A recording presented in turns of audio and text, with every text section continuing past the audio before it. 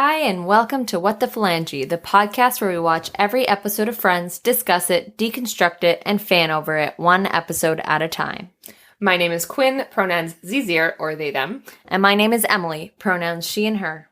This week we're talking about Season 1, Episode 4, the one with George Stephanopoulos. George Stephanopoulos. Aired October 13th, 1994. Written by Alexa Young. Written by Alexa Young. Directed by James Burrows. Sorry, everyone. I am dyslexic. This episode is also the one where Rachel, Phoebe, and Monica have a sleepover, where Ross, Chandler, and Joey end up in the emergency room, and where they all ultimately have many, many magic beans. Cute.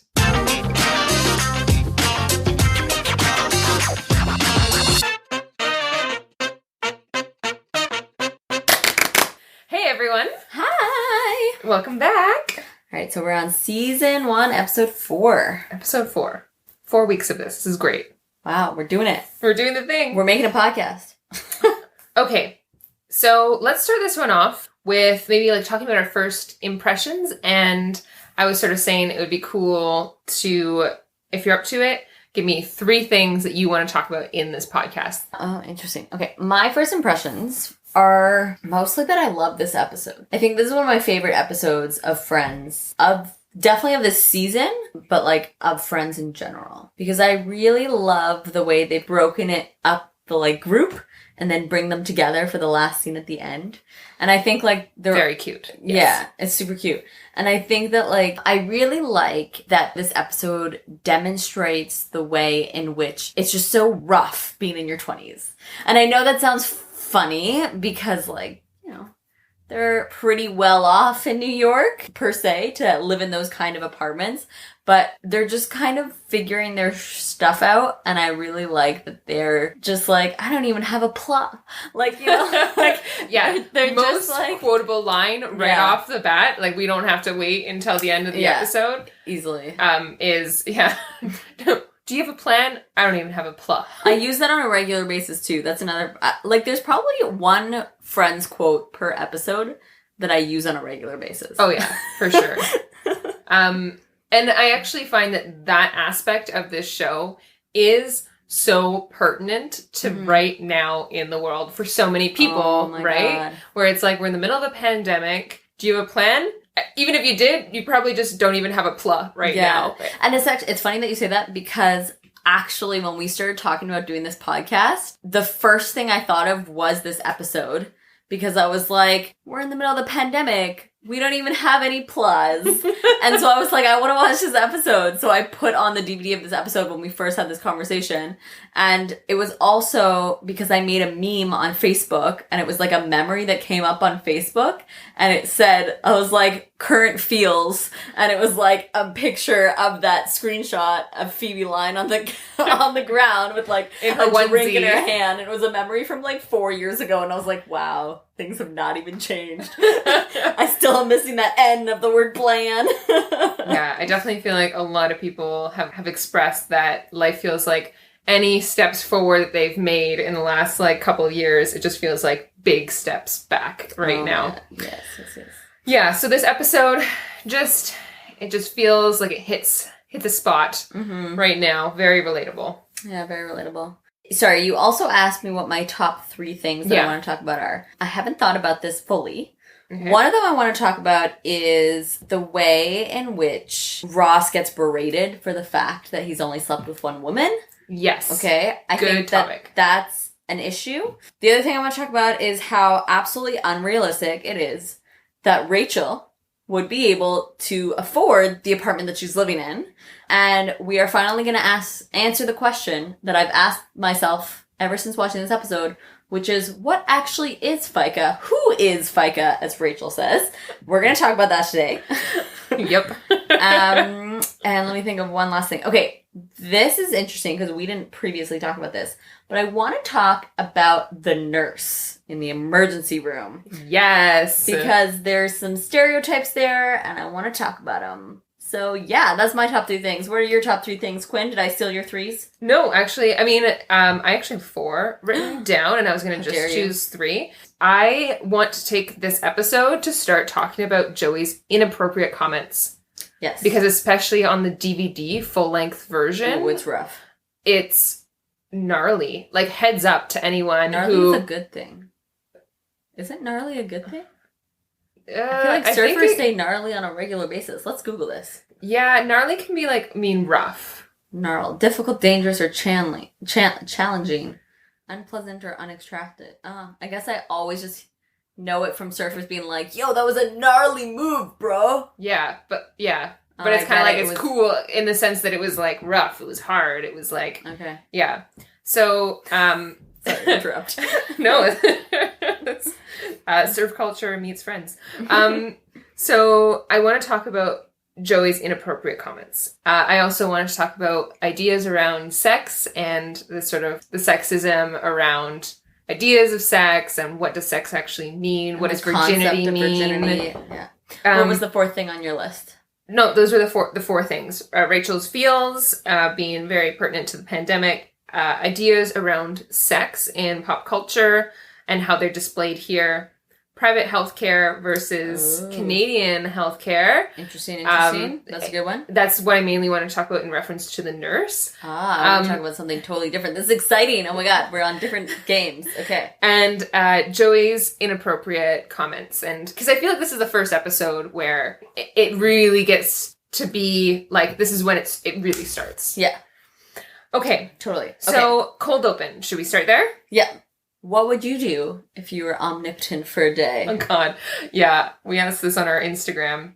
Shout out to Kayla for actually answering. What did Kayla say? Kayla, who's been a great supporter with lots of great feedback for us. Kayla said that I'd make compassion mandatory and also end capitalism and fuck the patriarchy, etc.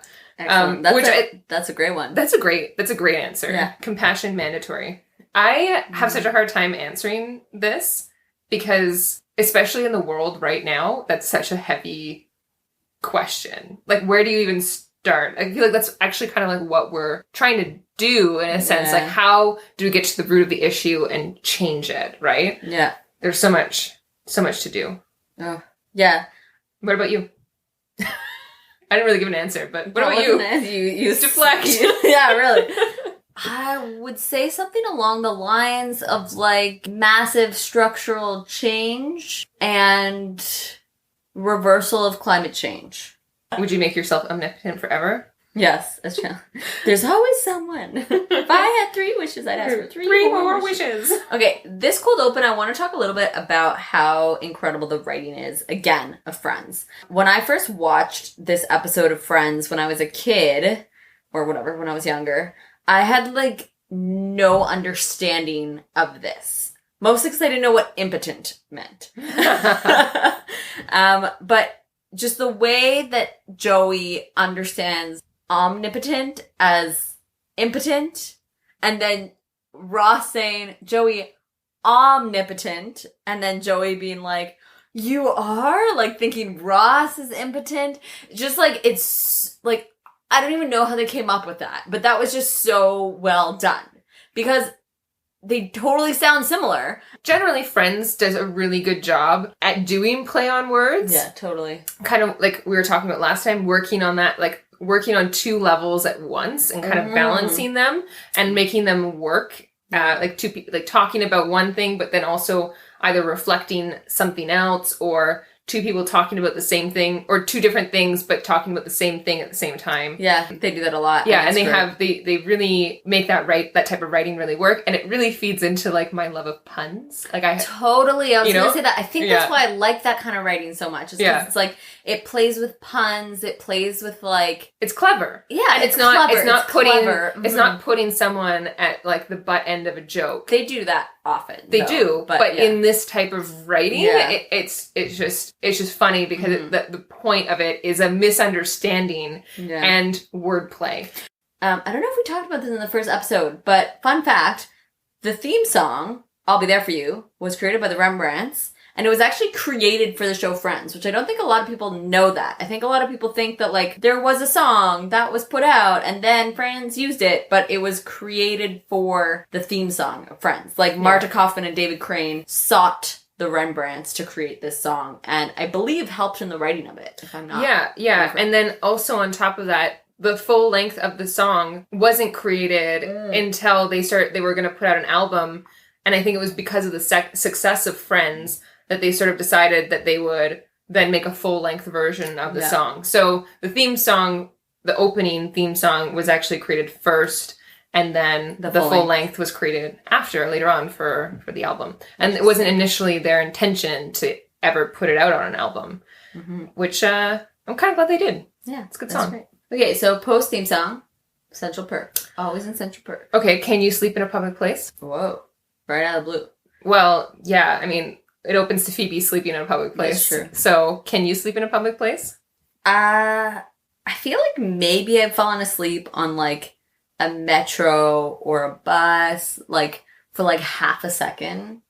On our Instagram, at the time of us recording this, we have a 45% say that they could fall asleep in a public place and 55% no. No, they could not. Okay. I really like that Phoebe lives with her grandmother.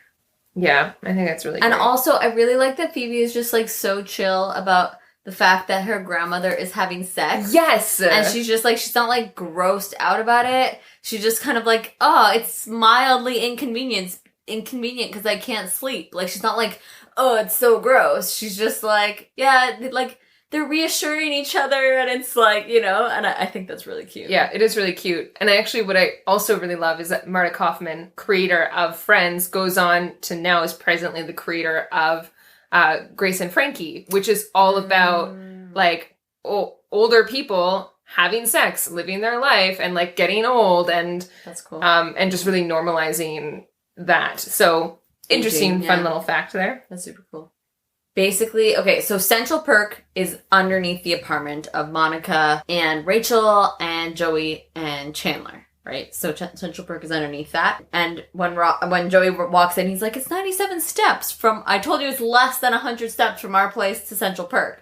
Well, where I used to live. I totally thought about this in this episode too. Yeah. That's so funny. Okay, because I used to live, like, on the second floor of an apartment downtown Montreal, and the bar that I worked at wasn't underneath the bar, but you could literally look into the bar that I worked at through the living room of the apartment I was living in. So you could be sitting in your living room and you could look into the bar that I worked at. Did you count the steps? I have counted the steps. I think, if I remember correctly, it was also under 100 steps, which is hilarious. It's funny because in looking up some stuff for this episode, I actually found a debate on a forum as to whether or not it would have been possible, living on the third floor, that Joey could get to the cafe in less than 100 steps. And they were like, that's not possible. They're on the third floor. And I thought of you at Fats, and I was like, that was definitely less than 100 steps. That makes sense, yeah, because it's like 12 or 13 steps that is a step, right? Yeah, so they live, like, right next to the stairs. Yeah. Anyway. I think it's doable.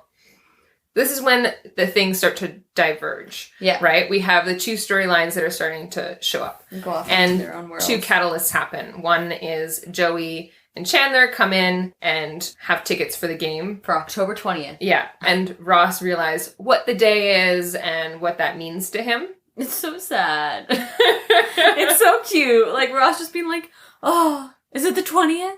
Like, in the same voice when he says, like, hi. It's so good. And then you have Rachel's friends who come in from her past, essentially, like, past life. Come in, it kind of triggers some feelings of regret, possibly, or insecurity on her decision, uncertainty. Well, I think it's that paired with the fact that she got her first paycheck in.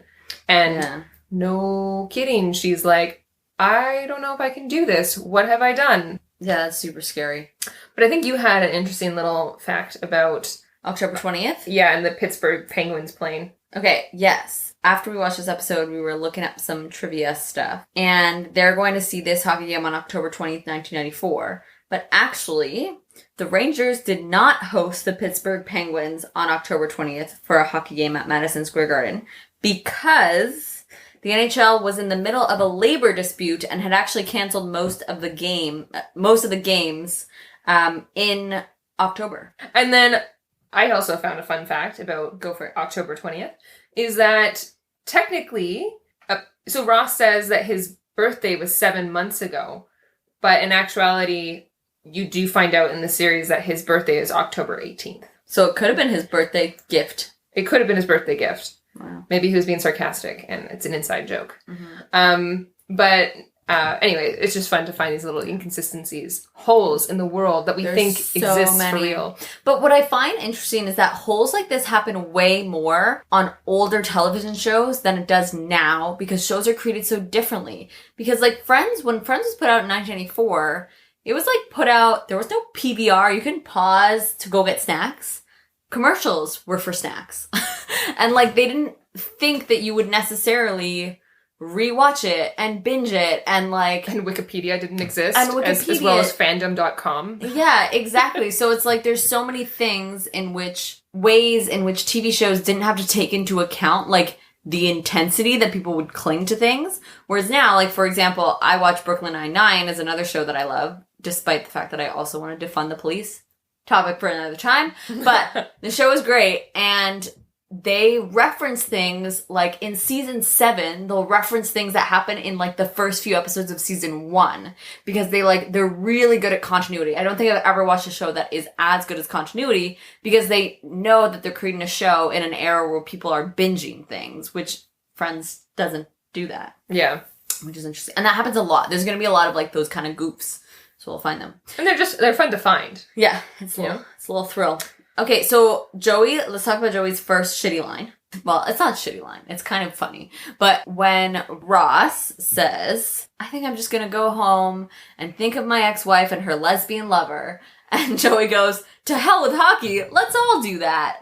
Which, like, is one of the many, many, many, many, many, many times that they are going to sexualize lesbian women in this show. Yeah, and one of the many inappropriate comments that Joey's gonna make in this episode, and probably one of the least harmful ones, which is saying something. Yeah. Totally. I do, like, I know it's a shitty line, but it's also hilarious.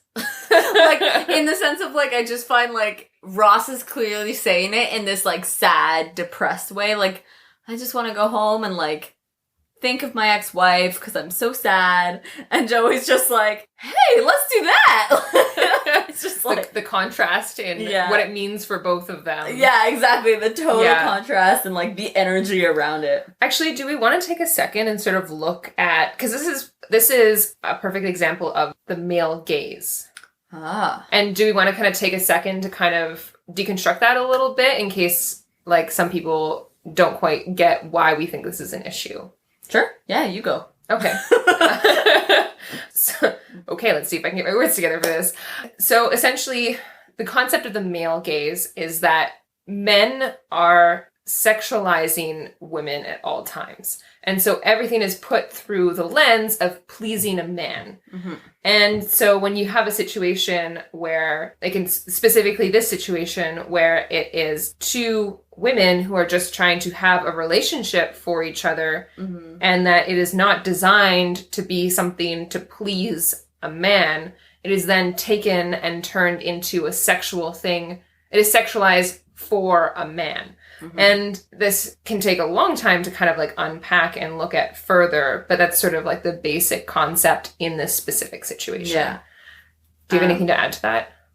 I want to add the fact that it happens literally later on in this episode. Yeah. Yeah, like the next scene where it's like, that lady has an ass like Carol's. Yeah, which again is also a hilarious line, but also a terrible line. Like, and this one, I think this one bothers me a little bit more because... Like, I feel as though when I was younger, so maybe, like, around the first time that I would have watched this episode, I used to think in the headspace that, like, catcalling was a compliment. Like, it was one of those things where, like, when I was young, really young, way too young, being catcalled on the street by, like, older men, me as a 15-year-old, which that's fucked, thinking it was, like, a compliment. Or that it, like, you feel like you have value. Feeling like I have value because a strange, maybe 30-year-old man shouted at me from his car window saying that, like, I've got a great body or whatever it is. Like, you want to do me. Yeah, something like that. Which is like, take a moment, everyone. 15-year-old walking down the street. Yeah. And I will say that I find that I was more catcalled when I was in those years, those being a like teenage a younger years, body. by all ages. Yeah. And, like, take a second to, like, see how, like, creepy that is. Where, like, you have 40-year-old men yelling out the window at a 15-year-old walking down the street. Mm-hmm. And the thing is that being catcalled is most likely to happen to people, or more likely to happen to people around that age. Yeah. And even take age out of it. Like, not to just say that it's not appropriate if I'm only 15. Like, being catcalled, like, you know, and then you grow up and you realize that, like, hey, when I'm being catcalled, this makes me feel uncomfortable because you're encroaching into my space. And again, it becomes about that male gaze, that idea that, like, just because I'm walking down the street, someone is entitled to make comment to have to, your existence. And to go into my space and take my boundaries and like strangers continuously letting you know whether or not they approve of your body and how you present yourself and how you look is just, like, really overwhelming. Yeah. And also then, oppressive. Let's just use the word directly. And like, to be fair, Joey's not saying it to this woman directly, right? But again, it plays into that idea, which happens a lot in this show, of the locker room talk. We talked about this a little bit, like, like Ross being, I forget what example we used, but we were saying, like, basically we were talking about how Ross being, like, the good guy with when he's, like, seeking a relationship or with the women. Yes, but then when put into, like, a group guy situation, he's just, like, one of the boys. Yeah. Which is, like, problematic. Totally. And I think of that kind of as this as well with Joey, where he's, like, making this comment about this woman's ass, and it just not being an okay comment, but, like, him kind of getting away with it because he's with the boys and, like, no one's there to call him out on it, you know? To be fair, though, because that's typically how it would play out quite often, but also we'll see in the show that Joey just blatantly makes these comments all the time. Pretty much no matter who is there. There are times where, like, the girls will be like, who do you think you're talking to? Yeah. When he says it to them. Yeah. But, deep sigh. I want to talk a little bit about Rachel getting her paycheck, because I think it's so cute when she, like, runs out and she's got this envelope and she's like, look, it's my first paycheck, and she's so excited and she's so happy and she's so cute, and then her being, like, extremely disappointed and just being like, what is this? Who is FICA? So Quinn, tell me, who is FICA? Oh dear. It is the Federal Insurance Contributions Act. Or, if you live in Canada, it's very similar to QPP in Quebec or CPP in the rest of Canada. In the rest of Canada. Leave it to Quebec. So she's upset that FICA is taking all her money, which is valid. But also I have a question about this. Yeah. Because I know that we get more taxed in Canada, right? And yeah, it can be opening when you open up a paycheck, or disappointing when you open up a paycheck. Or when I first did way back when, and sort of realized that there's, like, some money is taken out. Mm-hmm. And to be completely honest, like, you don't actually quite understand, like, how much money is taken out. Like, there's a calculation depending on how many hours you've worked, et cetera, et cetera. Yeah. But I know in the States, usually there's a lot less taxes. So there's a part of me that's like, you don't even know what it's like to have money taken out of your paycheck. right. How much did they take out? I guess we didn't figure that out, eh? But, like, also, taxes are not a bad thing, in theory. Yes. Exactly. Taxes are a good thing when you don't have a corrupt government who are using your taxes in a terrible way. Taxes, in theory, are a great thing. That's why we should tax the rich. This is anarchist propaganda. I'm kidding. So Emily, though, why don't we talk about something else? Okay, Quinn. I mean, that way, in relation to wages and distribution of wealth, and let's talk about what minimum wage was for Rachel. Yeah, so in 1994, in New York, minimum wage was $4.25 an hour. Now, let's contrast this, okay? Yes. So, we didn't look up the cost of living, but I do think that you looked up how much rent would be at the time. Yes, so a 2-bedroom apartment I could only find for 1993. So this is a New York Times article that I read. A New York apartment in 1993 could cost, a 2-bedroom apartment could cost anywhere from about $2,600 to $3,000 in Greenwich Village, which is where they live. So let's say in theory that we'll go on the lower end of the spectrum, that the 2-bedroom apartment cost $2,600. Okay. Rachel is splitting the rent with Monica, so $1,300 each. Okay. That means that in order to pay her $1,300 rent at $4.25 an hour, she would have to work 306 hours in a month or 76 hours in a week. Ouch. It doesn't take into account tip, which, to be fair, she probably isn't making much considering her friends probably don't tip her. That's true. That's like her only customers. But also, we do find out fairly early on that technically Monica is subletting this apartment from her grandmother, and it is being held under rent control. Mm-hmm. And so when we first started this podcast series, I kind of looked into what that possibly could have looked like depending on when her grandmother could have originally gotten that 2-bedroom apartment. Mm-hmm. And depending on, I don't know all the details around rent control, but essentially in the 1950s, there were still apartments that were 2 bedrooms in that exact location that were going for about $200 to $300 a month.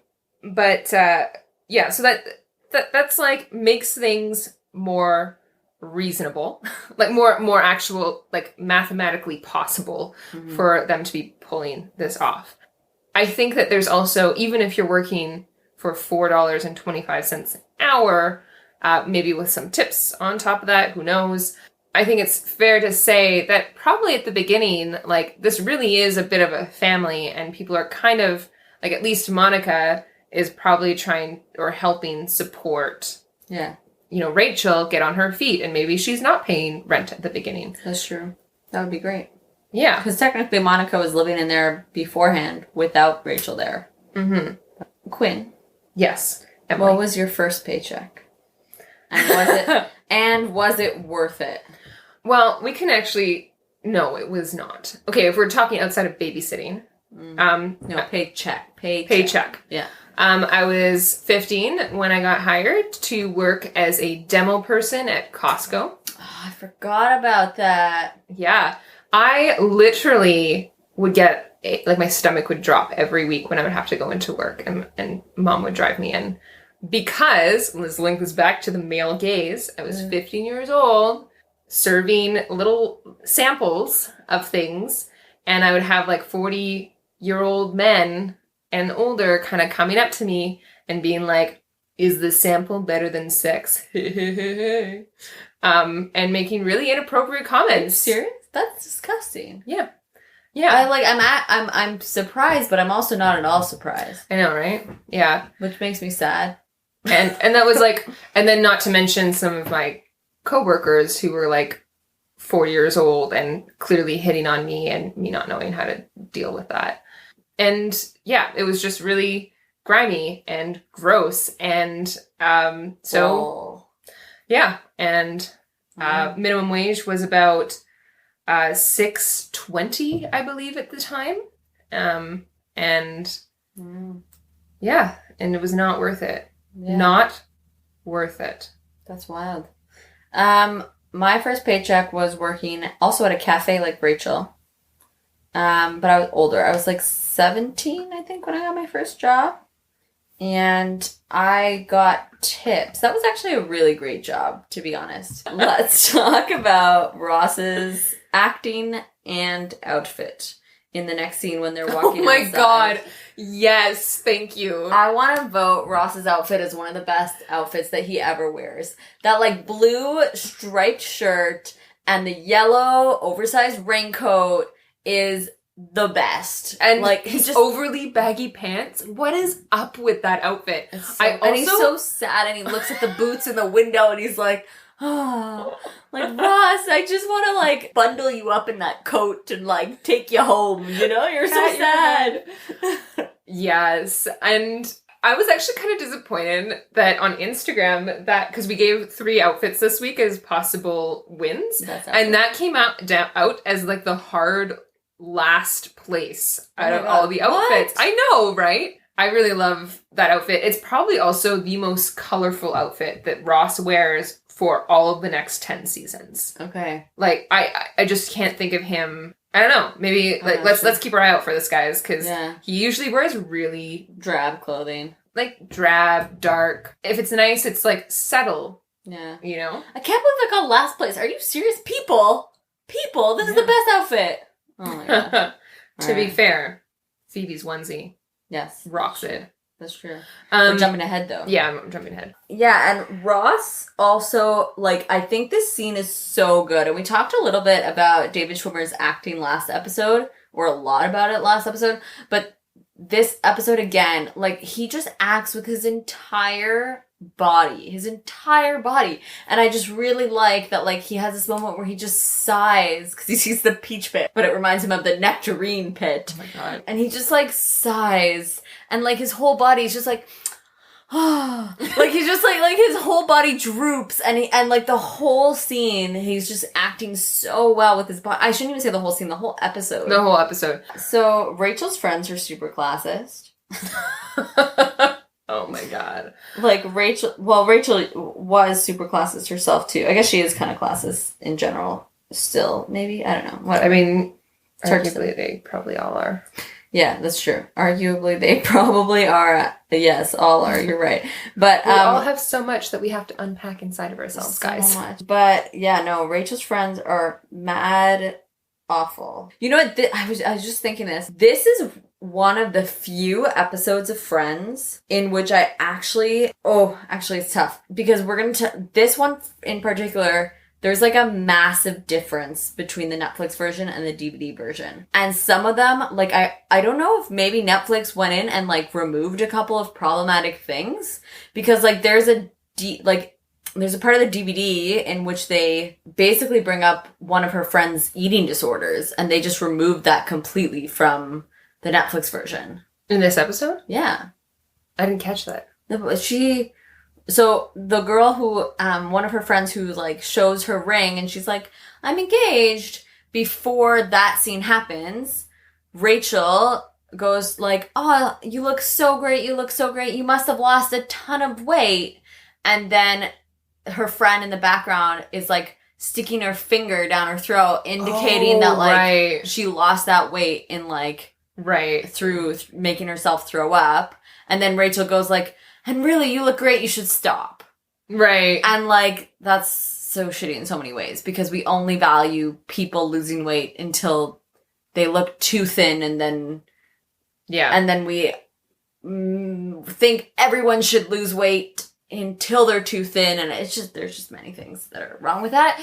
But in general, anyways, that's a very different part of the episode that happens. But, and there's, and then they remove, like, Joey's shitty line at the end, but we can talk about that when we get to it. But there's one thing that I really like that happens on the DVD. Basically, I really like the way that there's, like, the juxtaposition of them explaining how the men would be in bed and then flashing to the emergency room and showing, like, how they're acting. So, like, Rachel is like, oh, I bet Chandler, like, you could just put the coin... No, Joey is like, you put the coin in and he'll just keep going. Which is hilarious. But, and, like, then you see... And then Phoebe goes, actually, no, I think, like, I think Joey's really sweet or something. And then, like, it flashes to a scene in the emergency room and Joey is, like, not at all being sweet. He's being, like, really idiotic and not at all sensitive. And they do that for each of the guys. They show, like, I think I would say that's, like, worth, like, warning when you watch the DVD version of this episode, because essentially there is basically a rape joke made at the end by Joey, or it could be interpreted as such. Yeah. But I would say that it's almost worth it seeing for the end, skip the end, but watching the middle of the episode is actually really interesting, because it is a whole scene that they cut out that is actually quite entertaining and insightful into the characters, especially when you're like thinking of the fact that this is the 4th episode in, and they're still kind of like really developing those characters and your impression of them, and they kind of play with that a little bit. Yeah, for sure. Monica and Rachel's apartment sleepover is about to begin. Phoebe is in the best outfit in the world. She's wearing a onesie. She's got little bunny slippers on. She's super cute. She wants to play Operation. And she's just really cute. There's no tweezers. And she just wants to prep the guy. And I just love Phoebe. I love Phoebe. She's so cute. And this is where you see one of, again, Jennifer Aniston's, like, best monologue acting. Way too relatable. Rachel's speech about not being okay. And having to get coffee. And it's not even for her. And that scene is just so good. And you're just like, oh man, Rachel, I feel that so hard. I want to talk about George. What's his last name? Snuffleupagus. Bird's, Big Bird's friend. George Stephanopoulos. Okay. Because George Stephanopoulos, I was 4 years old when this show came out. So when I started watching this show, really, I didn't know at all that reference.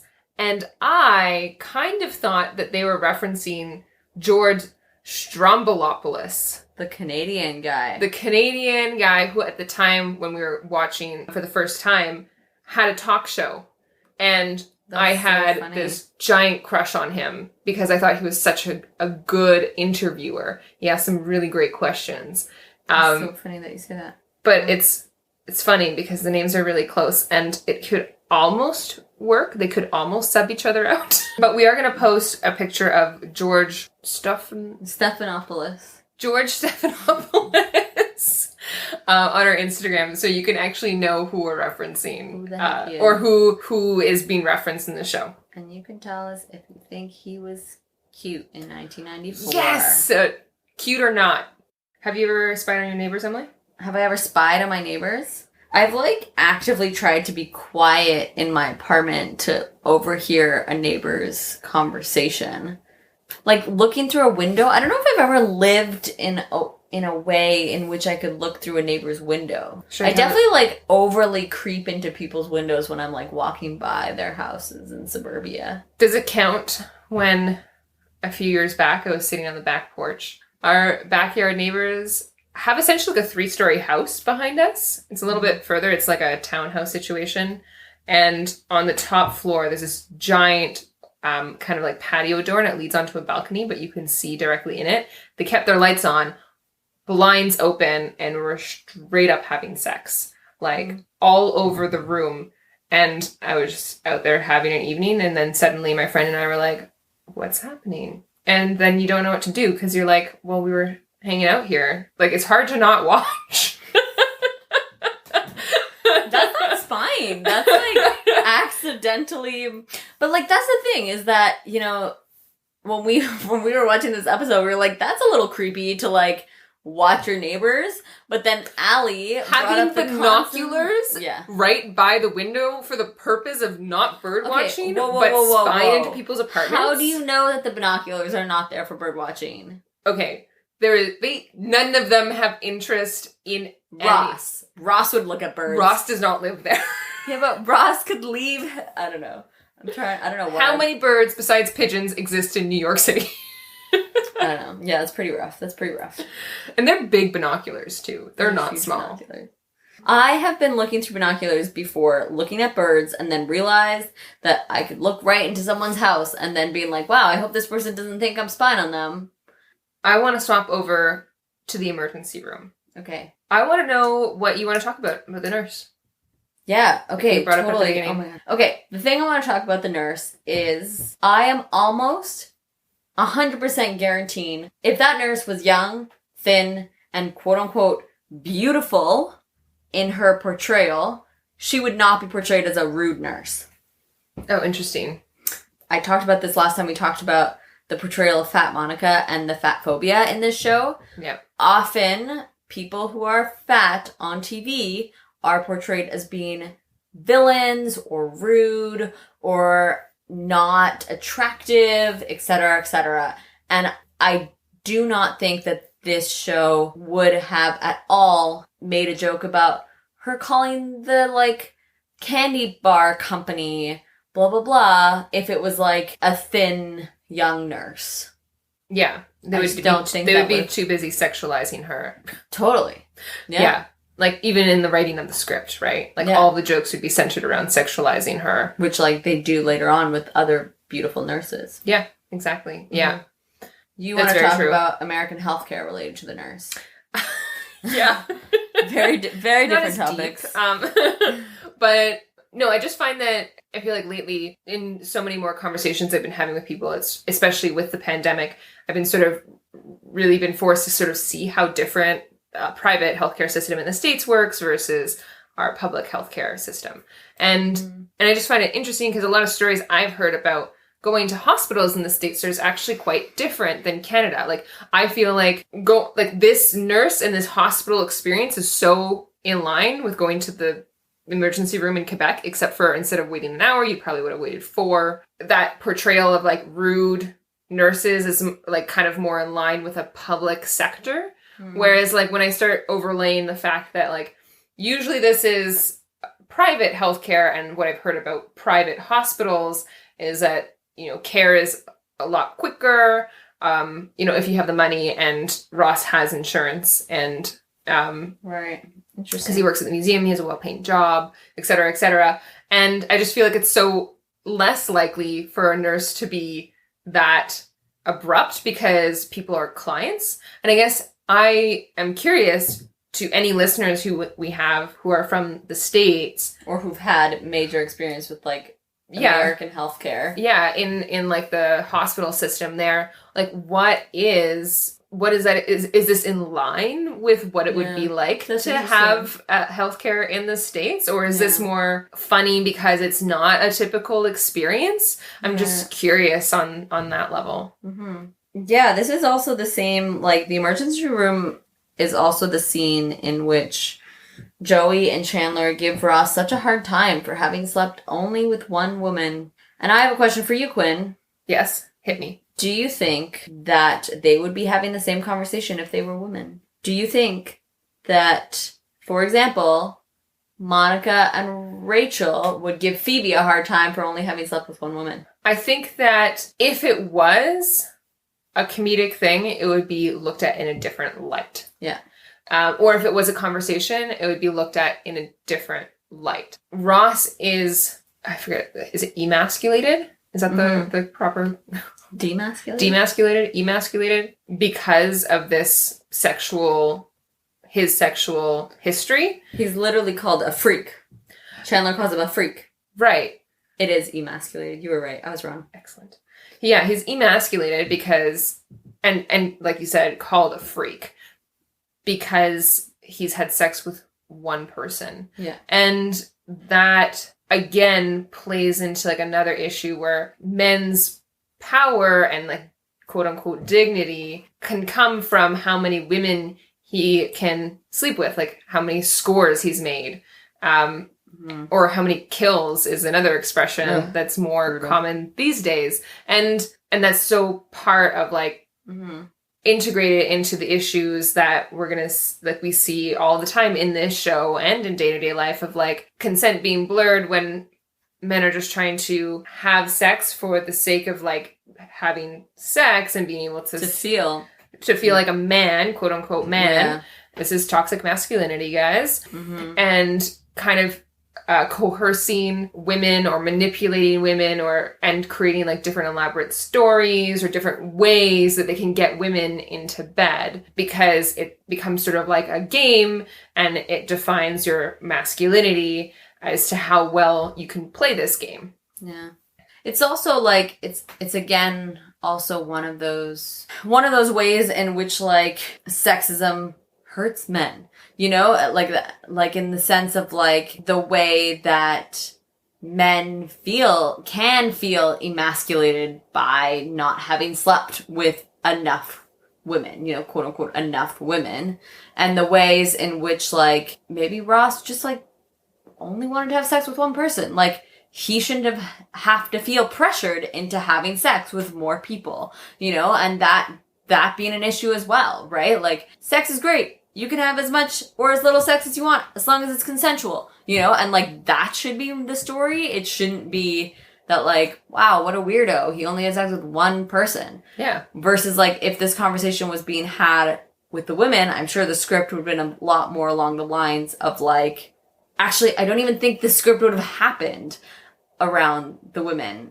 if it was like there's no way Phoebe and Monica would have been like, oh my god, Rachel, you only had sex with one person. It's never a way that conversation is had, like, because women are expected to have sex with fewer people because otherwise they're deemed sluts or like... Yeah, I mean, again, we try not to talk about further episodes, but there are many times that in future episodes where they making negative comments towards the women dating or sleeping with too many men or sleeping with them too quickly or, you know, all those very typical parameters that like police women around sex.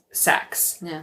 Which, you know, is I find very opposite to the first episode of the show where you see that Monica sleeps with Paul on the first date, you know, and like, but again, she was manipulated. Yeah. And so, don't you love when we say manipulated in unison? Yay. I want to say a thing that's totally unrelated and not at all problematic about the show. Actually, it is problematic. What? You're a really, really, really rude friend if you make your friend vegetarian pate and put goose in it. As a vegetarian, that is so mean. That is just so mean. I would be so pissed if a friend did that to me. Oh my god. Like, so, Monica, it's good that Phoebe slept with Jason Hurley, because that's rude. No, okay. That's not valid. It's not how things work. The lesson of the story is not an eye for an eye. But still, revenge is petty. No, I'm kidding. Revenge is petty. It's a terrible lesson. But, no, honestly, yeah. I'm so upset for Phoebe's sake. Yeah, I agree. Not cool, Monica. Not cool. Also, just, I feel that does go into, like, the realm of, like that is a very simple, straightforward boundary that, like, that Phoebe has, and that is a direct violation of it. And that, like, digs into, like, the idea of being able to, like, trust your friends. Consent is not just for sex, guys. Exactly. Consent is also for boundaries. Yeah. And to make people feel safe. Basically, the show continues, and, okay, first of all, we get a second reference to Fat Monica. I don't want to get into it. It's just going to be like a 45-minute conversation if we talk about Fat Monica. I think we need to save Fat Monica. For when they put quote-unquote Fat Monica. Yeah. A fat suit on her? Yeah. Yeah, or when we have a little bit more, because there's so much there.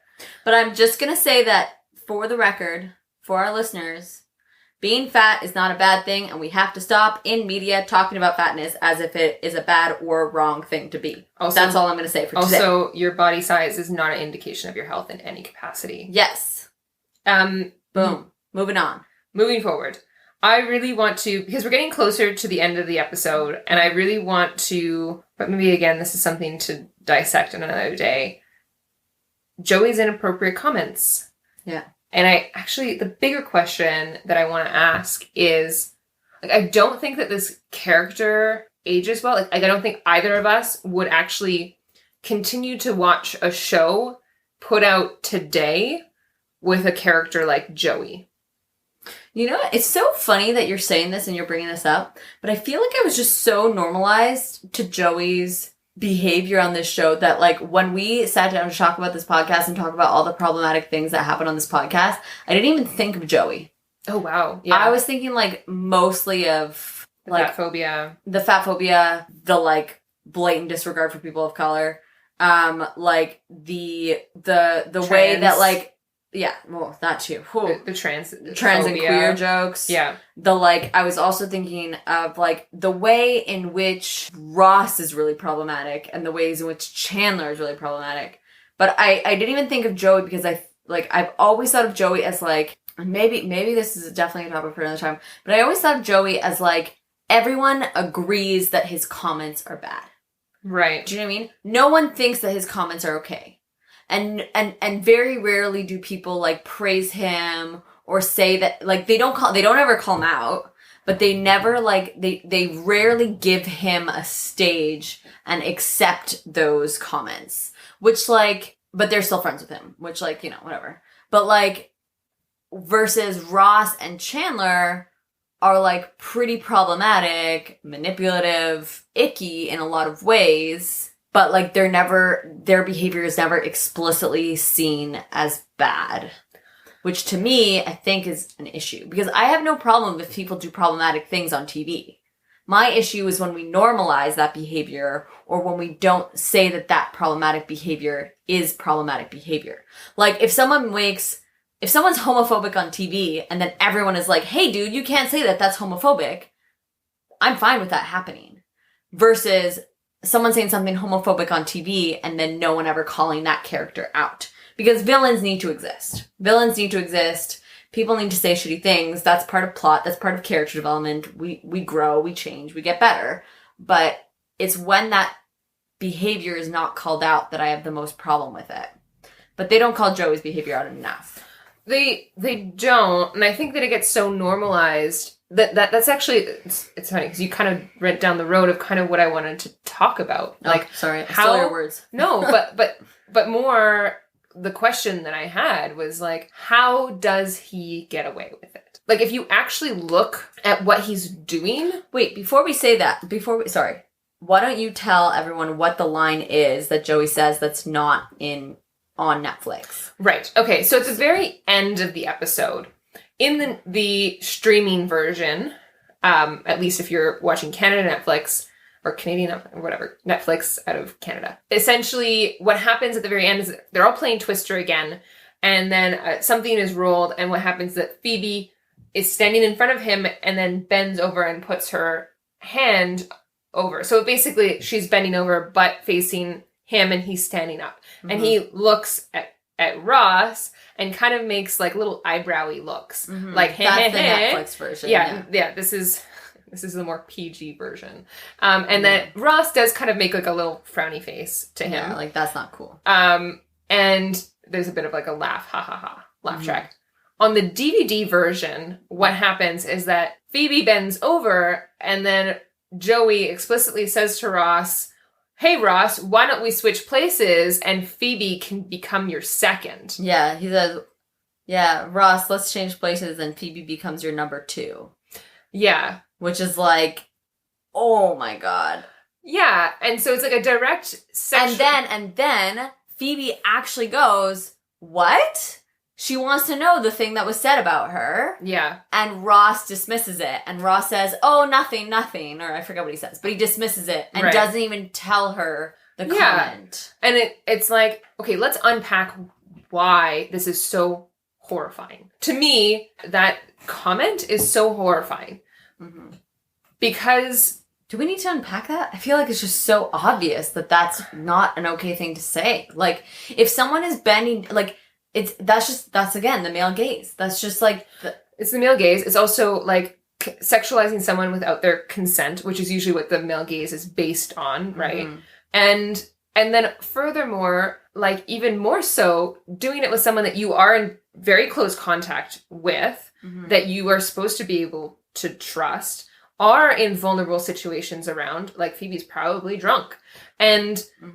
And the reality is that I feel like I can openly say that I have bared witness at points in my life where there is this scenario, and this is how it starts, where people are drunk and someone makes a comment like that, and then at the end of the night, by the end of the night, there's a sexual assault. And it's like, it's this belief, this realm of the male gaze and the needing to have scores and the coercing women and waiting until their guard is dropped to like move in, that is what rape culture is based on. Mm-hmm. You know, there's a lot of conversation mainstream about rape culture being direct, violent acts of rape, when this is also a part of rape culture. Yeah, totally. It's that idea that, like, again, Phoebe's body doesn't exist for herself. And she can't do anything. She can't move it in any way. She can't play a game without someone else, a male, making it as though she's in some sex position that would be ideal for him to use. Yeah.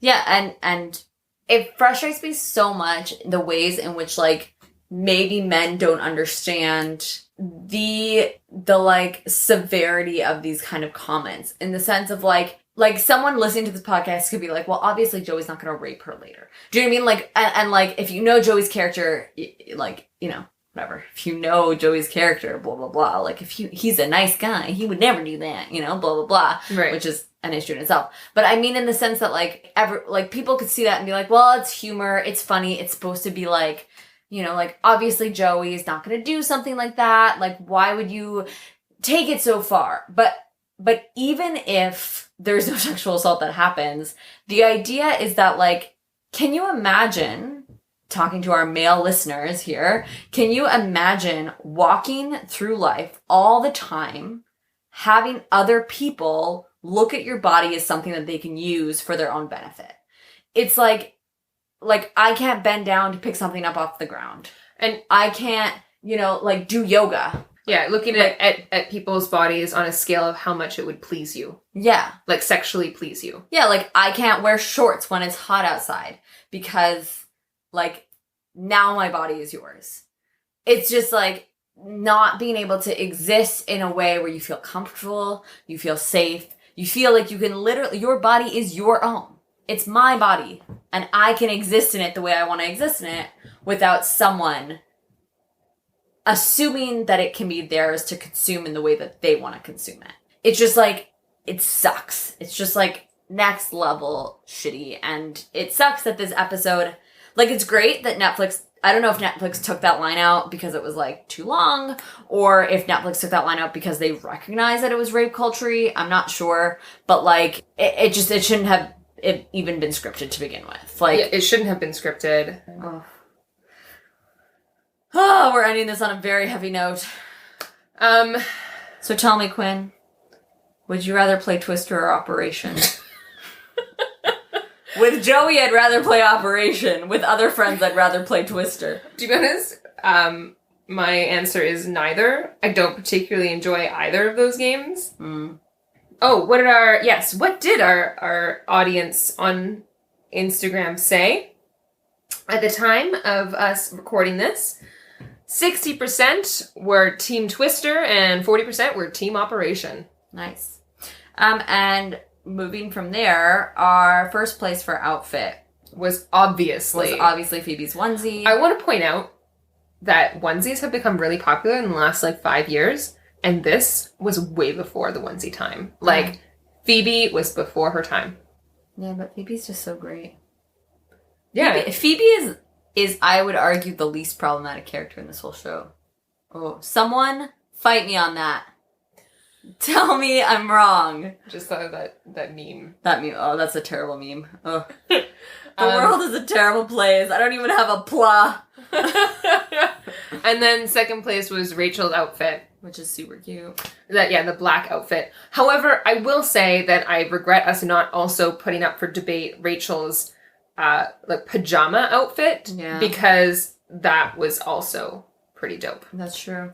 And also, I realized after the fact that Chandler wears an excellent shirt before they go to the hockey game. When he walks into the cafe, it's like a blue button-up shirt, and it's a t-shirt, like a blue button-up t-shirt, and there's, like, these, like, weird light blue swirls on it. And it's, like, very, very weird. Like, it's one of those things that you would find in, like, a Value Village now, and, like, wear and tie it in, like, a crop top style. Maybe this was Chandler's shirt. Yeah. As we said, Ross got a hard last place, which was very sad. Yeah. I do want to give a bit of a shout out to some people who were like really supportive this week. I think we mentioned Kayla was really supportive this week, and Shannon as well. Shannon, That's awesome. Thanks for listening. Thanks for listening, everyone, and participating. Like, this is really fun. Also, if anyone has any suggestions on how we can do the outfit polls a little bit better, or if there's other things that you think we should be polling on or getting feedback on or talking about, like, really let us know if, like, there's some, because we missed some stuff in this podcast that, like, was problematic. So let us know the things that you also found was problematic. So let us know what you feel like we missed out on talking about in this episode. We're quickly discovering, even when we start an episode, being like, there's not that much to unpack. We're like, oh my God, there's so many things to unpack. Mm-hmm. We've been recording now for an hour and 20 minutes. Wow. Hopefully we can cut this down to be a little bit more, compressed. Also, even though we said all the terrible things about this episode, I still stick with the fact that this is one of my favorite episodes because I really like the juxtaposition of the guys doing the guys, not the guys thing, but the guys doing the things and then the girls doing the things.